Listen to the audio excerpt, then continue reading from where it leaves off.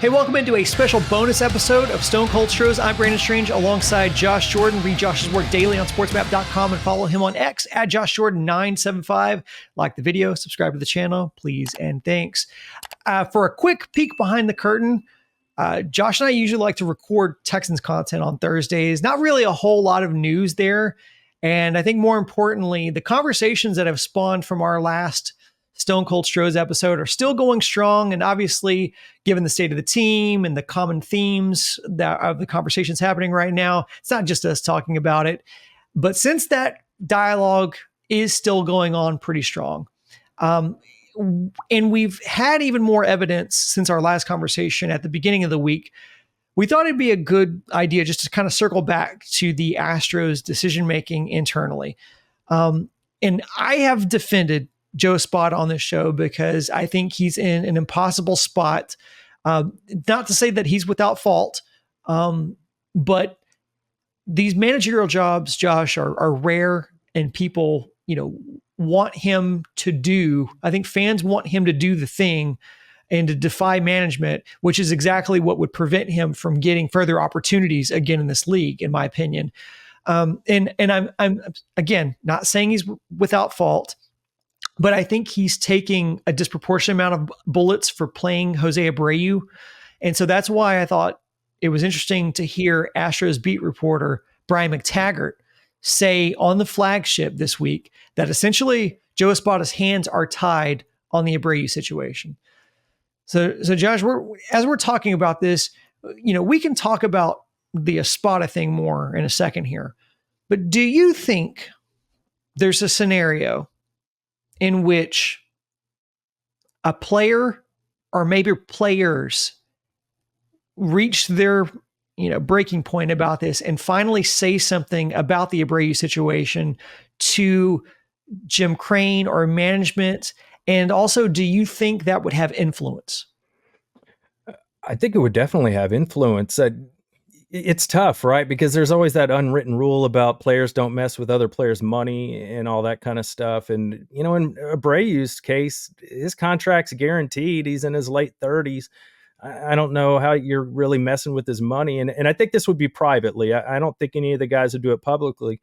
But it occurred to me when I watched him lose the finale the other day against the Giants, I just kind of saw the guys in the dugout. And it just occurred to me, I'm like, would Verlander say something like one of the team leaders, one of the veterans, Verlander or Altuve, somebody that Jim Crane would respect where they're coming from, and just in an aspect of protecting the team, like how much longer are we going to go down this road and put ourselves behind to where maybe we don't make the playoffs? And obviously there's a bunch of things going wrong for the Astros. When the bats show up, the bullpen lets them down.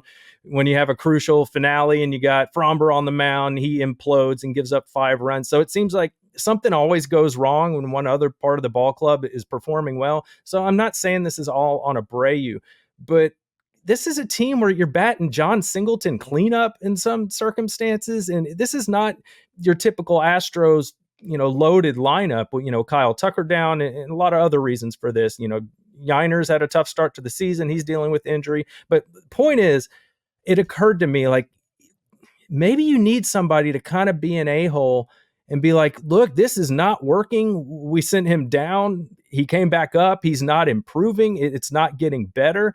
And not necessarily just cut him, even though I think that's eventually what they're going to have to do. But he shouldn't be playing most days of the week with the way he's performing. He's lost at the plate. And this isn't a deal where it's like, oh, Bregman gets off to a slow start. Well, Bregman's not 37 years old coming off a season where he had the 9th worst OPS in baseball. And then he comes out this year and he's hitting 100 and something. Like, right. Those scenarios aren't apples to apples. This is a player that it looks like his best days are behind him. So would Crane listen to an Altuve or a Verlander just like, hey, we got to stop doing this. We're hurting the team. And then it occurred to me, is there any precedence to something like this? And I thought, I was like, Carlos Correa, remember, allegedly, reportedly, he went to Jim Crane and said, we don't want Verlander throwing out the first pitch at this game. We don't think he should get all the applause when we're the ones out on the field doing the work. And from the reports, Crane went along with it, and that didn't happen. Verlander didn't throw out that first pitch. So I wonder if behind closed doors, or maybe even, in my opinion, from the outside looking in, it seems like Bregman and Bagwell have a pretty good relationship. Maybe if Bregman said something privately to Bagwell, like, man, how much longer are we going to keep doing this? Like, we're digging too big a hole to get out of here. And we're down to 5 starters. And we're losing games when Spencer Arrighetti and Hunter Brown are going out there and looking like Cy Young winners. So you just wonder if there's some kind of breaking point there. And I point to Bagwell because we kind of all put this Abreu thing on him, fairly or not. And I think a big reason why is the back of the baseball card stuff, which we haven't heard in a while, but we've heard that parroted by Dana Brown. We've heard Joe Espada say it, but we heard Baggy say it first. So it makes people think maybe Bagwell has more influence here than we even realize, or maybe we do realize that we don't have any proof. Yeah, it's a tough question. Because I think it would have influence. I don't know to what effect, but I don't think it would happen because I don't think this team from the big picture is a Jose Abreu from turning it around. I think Abreu is a critical piece of the puzzle of what's going wrong right now. But I think the other part is, as you mentioned, health and players underperforming. And as such, I think it's hard for almost anyone on this team to make a case for why this team is losing and not include themselves in some form or fashion with the situation.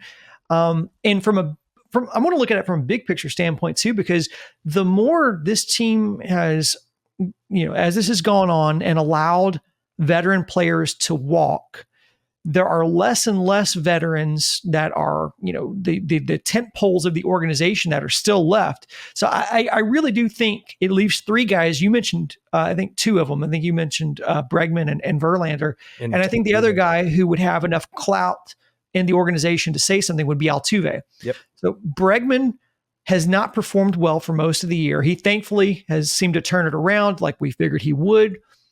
Justin Verlander is an interesting one. Because he was a guy who, when the Mets did look like they weren't going to be competitive anymore, he was, wanted to get out from underneath that situation. So, but Verlander also not having his best year. He's friends with Jim Crane. He got paid $66 million to sit out with Tommy John surgery for 2 years. And the Astros have delivered him his only 2 World Series rings of his career. So I think that puts him in a tough spot to have that conversation. Now, I do think that, his relationship with Jim Crane leaves him uniquely positioned to have that conversation. So I do think, kind of going back to where I started this, which was, I do think it would have influence. I just don't think it would happen. And so if I rule out Bregman, and I don't think Justin Verlander would say anything, that really just leaves that third guy who I mentioned as Altuve, but he loves this organization, Astros lifer, and I don't think he would ever speak out against a fellow teammate. That's where I think Verlander might be your best option, where he's kind of a no-nonsense guy. You mentioned it's kind of eerily similar to the Mets situation with the Astros. A lot of expectations for the Mets last season, and it didn't happen. Same deal with the Astros right now. And Verlander, he's only got so many years left, and if his option vests, it vests this year. If he pitches that amount of innings, he'll be back next year, and then he that's probably it for Verlander. So I wonder if he may not, but when this thought occurred to me, it wasn't that they'd necessarily do it. It was more of if it's not one of them, it's not going to happen. Right. I don't think they respect Joe Espada like that. Clearly not so far this year.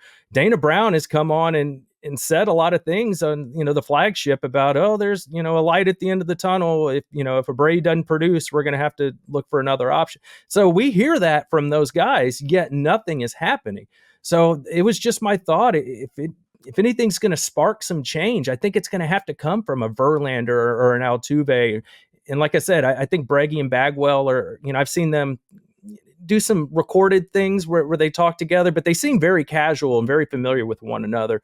I wonder if Bregman, would have the And Bregman's a brash guy. I wonder if he would just kind of privately to Bagwell, not like this has to happen, you're killing the team, but just like a, hey man, what's going on here? What's the plan? How long do we have to do this before it's too late and we can't fix this thing?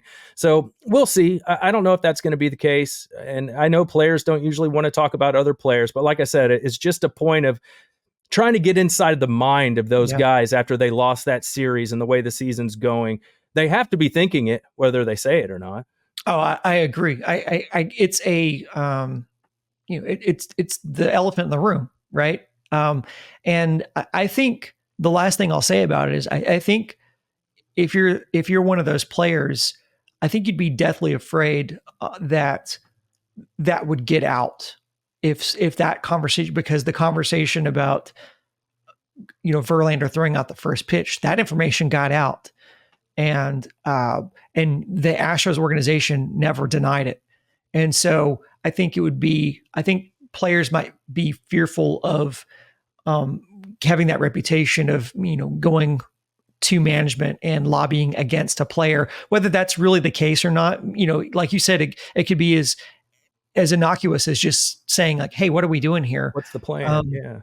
Yeah. So I agree. If it's positioned correctly, it's a less pointed conversation. But if it ever got leaked to the media, it could be misconstrued or construed in a more pointed fashion. I want to circle back to Espada, because I know some fans don't agree with the whole concept of Espada's hands being tied, or that he's failing as a manager. And I base that off of the fact that the people that watch our videos and comment on our videos, many of them don't want to hear that. But that's why when we have these other sources that say this both internally and externally, I want to make sure that we amplify it, because it's harder to dismiss it as just being our opinions. So that's why I want to circle back to these things. So when you have a Keith Law that has an external perspective, or a Brian McTaggart, who's the opposite, very much an insider, there every day and has relationships. So he understands the inner workings of it. So him saying it carries weight. So we get a lot of comments calling for Joe Espada and or Dana Brown's job. I want to ask you, do you think firing Joe Espada or Dana Brown would actually change anything? If we think Jim Crane and Bagwell are the ones pulling the strings behind the scenes, would that change anything? And before you answer, I don't want to pose this to just you, because I mentioned our commenters. I want everyone who's watching this video, not just those who usually comment. Like I want as many diverse voices as we can get. I want as many different opinions on this as we can get. So not just the usual commenters. I want as many people who want to participate in this conversation. Tell us whether you think firing Espada and or Brown really changes anything. Josh, your thoughts? I think it depends on who they get to replace him. If you bring in some high name value manager, somebody like that with a lot of experience, I don't know who that would be, but if they did do that, then I don't know. Maybe that would change something, because that person may not take the job unless they have total control of what lineup they're putting out there every day and who they're playing.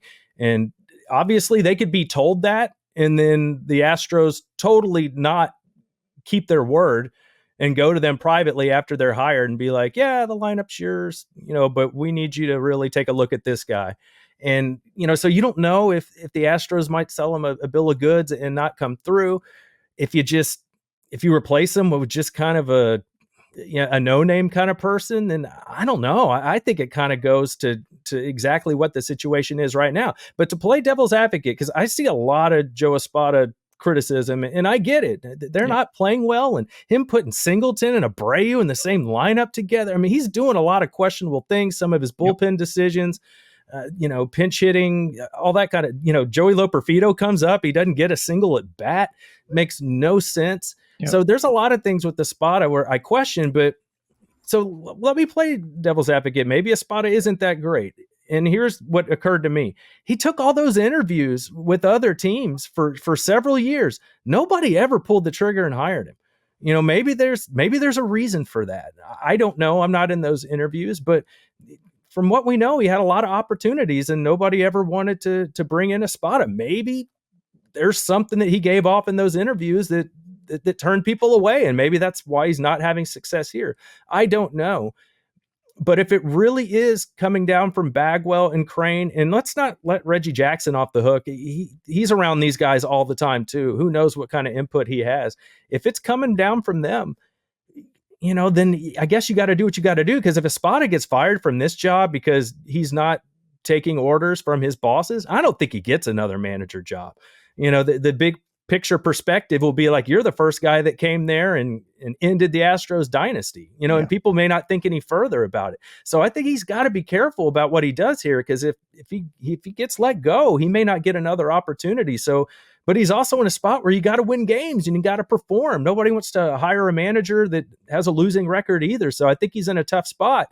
And it's not just Brian McTaggart. The flagship had Brian Bogusevic on. He gets paid to be an analyst for the Astros. He's kind of technically on their payroll. He works for the network.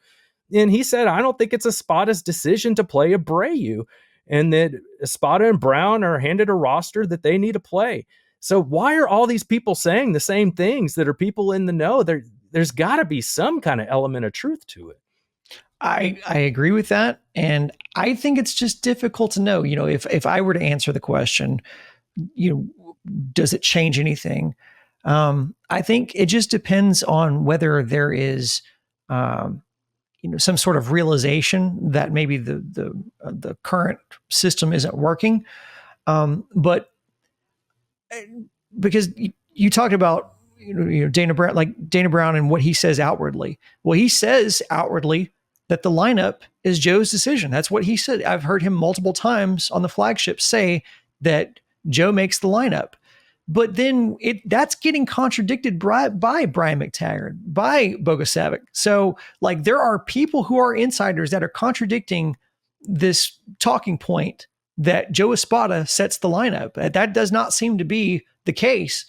But outside of the Joe Espada haters, Jeff Bagwell's name is also someone who's become persona non grata with the local fan base, which is really, really unfortunate considering what this man's legacy was with this team, what he's accomplished, being a Hall of Famer that, went into Cooperstown with the H on his cap. But we're in a scenario now where he's taking a lot of bullets because of the decisions that are getting made, because the internal and external perception is that Bagwell and Crane are pulling the strings behind the scenes. Do you see a scenario in which Bagwell's role changes, or maybe his visibility decreases to shift the optics around the team? Yeah, if it gets to a certain tipping point, and I mean, you're already seeing comments on X. Bagwell is catching a ton of this, him and Espada, but a lot of it is Bagwell, and now Jim Crane's starting to catch some of it. So, we've already seen how the social media manager of the Astros account was going through and just blocking people that were putting out a bunch of negative comments in their comment section, and just, we're ending this. We had reports that maybe they asked Sugarland to delete a Joey Loperfido video where he made a nice play at first base. We don't know if that's true, but people wonder if that's the case. So point being, the Astros know what's being said about them. So it's going to have to get to a certain point where they're like, this has to stop. What that point is, I don't know, because I wrote an article on SportsMap. Check it out. We keep thinking that maybe this Abreu thing will just go through June and then the experiment's over if he doesn't turn things around. But I was like, man, they played Maldonado all year. And Dusty was reportedly butting heads with Dana Brown about playing Maldi. And, he wanted to get Yiner more at bats. But I think it's funny when this friction kind of happens, usually somebody goes. Correa doesn't want Verlander to throw out the first pitch. They bring in Verlander and Correa leaves. Or, you look at, the Click thing in Jim Crane, a little bit of friction. Maybe Dusty had a power struggle with Click, and then Click's got to go. And I think with who hired these guys, right? That's part of it too in the manager situation. From what we understand, Dana, we think wanted Espada. We think Bagwell wanted Ausmus. Crane, I think maybe wanted to keep going with Dusty or get a big name guy. We heard reports that Crane likes big name players, but Espada was a cheaper option. So maybe Crane was like, all right, we'll keep the continuity together. I don't have to cut a big check. Great. It's just interesting that a lot of these guys seem to not be seeing eye to eye.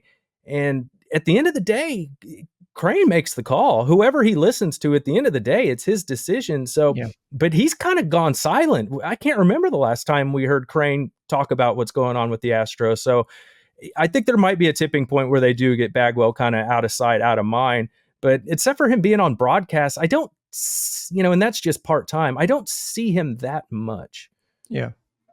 Well, I think going back to the Astro social media and the mass blocking, I think a big trigger for the mass blocking is because the social media manager themselves were getting roasted when they changed out social media managers, and there was a noticeable difference in the content and the captions and things like that. The social media manager was taking a lot of heat. So, but that, I think that's a separate story. The problem is, I don't trust that they'll make a decision, because this team under Jim Crane has a history of really bad PR, especially in crisis. Even back before the Brandon Taubman situation, but certainly exemplified by the Brandon Taubman situation, in which the team denied the incident happened and then walked it back. Thinking back to the tone deaf press conference addressing the sign stealing scandal, the stupid exercise of denying Justin Verlander needed Tommy John surgery in 2020.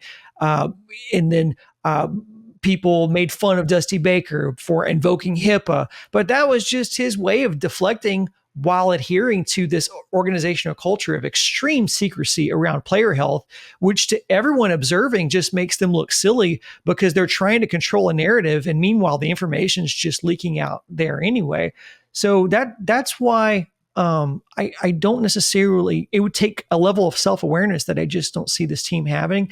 So the only way I see Jeff Bagwell's involvement changing is if Jim Crane actually comes to terms with how silly this makes the organization appear, which fans will only look past when a team is winning. If a team won't even admit there's a problem when there are problems, then how can you trust that the team is going to fix those problems, especially as we get further away from the teams that Jeff Luhnow and James Click helped construct, while the decisions, the decision-making gets proportionately worse and more questionable, as we get further out. So, and there's a saying in sports, I think it was Bobby Knight who said, don't let a loss beat you twice.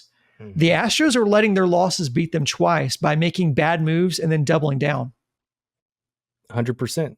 I mean, that's the Abreu thing. That sums it up perfectly.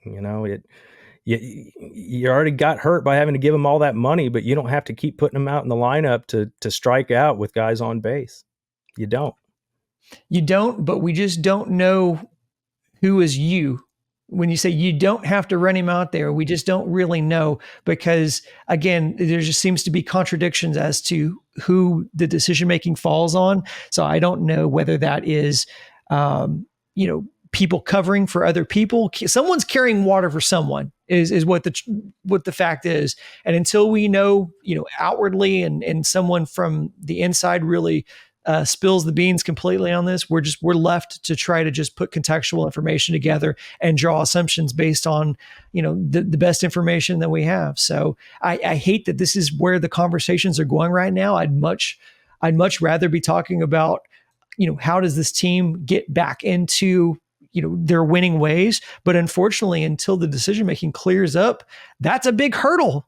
A big hurdle of getting back into your winning ways is putting the best players on the field, playing your best guys, and also, making those moves. Again, I said the spot is not without fault. If you feel pressure to put Jose Abreu out in the lineup, okay, you can write him as a starter. Does he have to bat in the 7th with guys on base? Does that have to happen? So we don't know what the truth is to that. We don't know why Joe Espada is not pinch running for Abreu when he's on base, when in the very next inning he ends up pitch hitting for him. So it's just those things in which there's inconsistencies in decision making, and it makes it harder to defend Espada. But also, I think it's important context when you are getting players that are inside the organization and follow the team, or not inside the organization per se, but follow the team closely, and cover the organization from a daily basis. It's really hard to ignore those things because they also are part of the narrative. And as long as that's going to happen, we're going to have to keep talking about it. So hopefully that is not the case forever. And by, sometime in the next few weeks, this team turns it around before it's too late, because this conversation is going to get worse as if they don't turn it around, because and then I feel like somebody's just gonna have to fall on the sword for the sake of falling on the sword, and it's not going to be the people who are at fault for the decisions. So that's going to be this episode of Stone Cold Stros. If you listen on podcast and you like the show, please consider give us a 5-star rating. Charlie, Josh, and I will be back next week for a brand new episode of Stone Cold Stros. So make sure you're subscribed to the channel to get that. And as always, go Stros.